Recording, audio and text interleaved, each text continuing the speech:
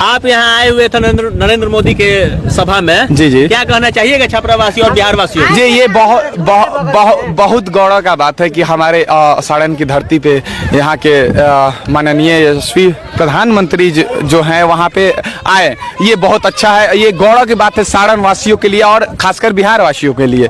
ये बहुत अच्छा लगा मुझे और बहुत ही सराहनीय किए गए, क्योंकि 4 बार आना किसी प्रधानमंत्री का बहुत बड़ा बात है। मेरे को लगता है कि ये एक इतिहास में रचा जाएगा कि सारण की धरती पे 4 टाइम प्रधानमंत्री आए हुए हैं। और क्या कहना चाहिएगा बिहार वासियों को? ठीक है, मैं बिहार वासियों को यही कहना चाहूँगा कि किसी की भी पार्टी आए, किसी भी पार्टी विशेष का या बीजेपी का है, आरजेडी का है, लेकिन किसी को चाहिए रोजगार। अगर रोजगार आरजेडी देती है तो सही है, रोजगार अगर बीजेपी देती है तो भी सही है। अगर नहीं मिल रहा है रोजगार तो क्या करना चाहिए बिहार वासियों को? देखिए, रोजगार नहीं मिलना तब तो फिर आप समझिए कि एक मान के चलिए युवाओं की जिंदगी के साथ एक खिलवाड़ हो रहा है। नहीं, कहा जाता है कि हम प्रजातंत्र हैं और हमारा ही राज है पूरे भारतवर्ष में। अगर रोजगार ये सरकार नहीं दे रही है तो पूरे भारतवासी या बिहार में चुनाव रहा है, बिहार वासियों को क्या एक्शन लेना चाहिए? अपना नेता बदल देना चाहिए।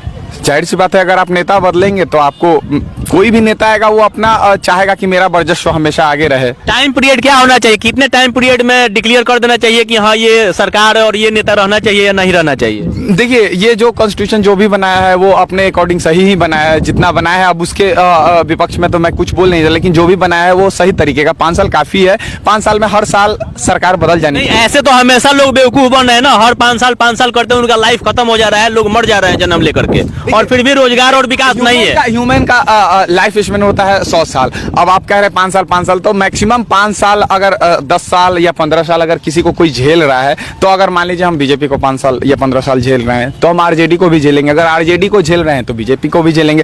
लेकिन बदौलत ये रहना चाहिए कि जो भी पार्टी आए वो बखूबी अपना कार्य खूबसूरती से निभाए। और सबसे बड़ी बात है, अगर आप कह रहे हैं रोजगार का बात, तो रोजगार में अगर एजुकेशन बेटर रहेगा तो जाहिर सी बात है कि आपका रोजगार मिलेगा ही मिलेगा। मेन एजुकेशन को सुधारना यहाँ पे बेहतर है। एजुकेशन आप सुधारिए, ऑटोमेटिक आपका जो है माहौल बहुत खराब। तो एजुकेशन तो मतलब क्या कहना चाहिएगा? जैसे मगध का नाम था पूरे विश्वविद्यालय के लिए, उस टाइप के एजुकेशन चाहिए या फिर सरकारी स्कूल में थोड़ा मरम्मत हो जाए और ऐसे ही चलता रहे? अब चलिए सरकारी स्कूल की बात करती हैं। पहले की अपेक्षा अभी सरकारी स्कूल काफी बेटर हुआ है। और रह गया नालंदा, ये तो आपको भी पता है कि उस बेटर से कोई रोजगार का ताल्लुक नहीं है। वहाँ के बच्चे मतलब कितना % काबिल बनेंगे? देखिए, ये तो अगर आप कह रहे हैं कि काबिल है कि नहीं, ये अगर मान के चलिए हम सारे सुविधा जो है गवर्नमेंट दे रही है, अगर आप नहीं पढ़े, अगर आप अपने घर पे अगर मैं आपको खाना या पानी अगर बना के दे रहा हूं, अगर आप उसको ग्रहण नहीं करिए तो ये आपकी प्रॉब्लम है। और दूसरी चीज, अगर उस नहीं ग्रहण करने के बावजूद भी अगर उस घर का मुखिया अगर उस चीज को नहीं देख रहा है, अनदेखा कर रहा है, तो फिर थोड़ा बहुत तो घड़का है। जिस प्रकार स्कूल में एजुकेशन बेटर नहीं हो रहा है तो वहाँ का प्रिंसिपल का दायित्व बनता है, यहाँ के शिक्षा मंत्री का दायित्व बनता है, और यहाँ के स्कूल के टीचर्स का दायित्व बनता है कि बच्चों को पढ़ाने। क्योंकि बच्चे जो होते हैं वो सच्चे होते हैं, उनको पढ़ाई का कोई ज्ञान नहीं, अनभिज्ञ है, तो उनको बेटर बनाने के लिए उनको ना चाहते हुए भी उनको शिक्षा दिलवाना पड़ेगा।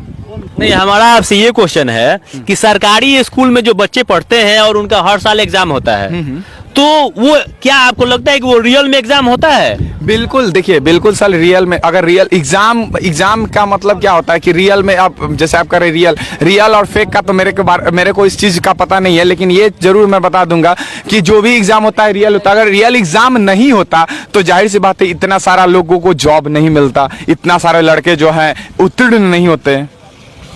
मतलब आपके हिसाब से बिहार काफी अच्छा शिक्षा में आगे बढ़ चुका है? देखिए, पहले के अकॉर्डिंग तो मतलब मान के चलिए 20% तक मेरे अकॉर्डिंग, और पहले के अकॉर्डिंग भी 20% तक सही है। नहीं, आप अपने लाइफ में 20% प्रोग्रेस करना चाहिएगा? देखिए, कोई भी नहीं चाहेगा 20% प्रोग्रेस करना, लेकिन मैं ये चाहूंगा, मैं ये कह रहा था क्योंकि आपने जो क्वेश्चन किया उसके अकॉर्डिंग मैं आपको जवाब दे रहा हूँ क्योंकि 20% ठीक है और कोई भी कार्य धीरे धीरे ठीक होता है। चलिए ठीक है, इसी के साथ हम अपने बात को समाप्त करते हैं और आगे मिलेंगे अगले वीडियो में। तब तक के लिए आप सभी को धन्यवाद।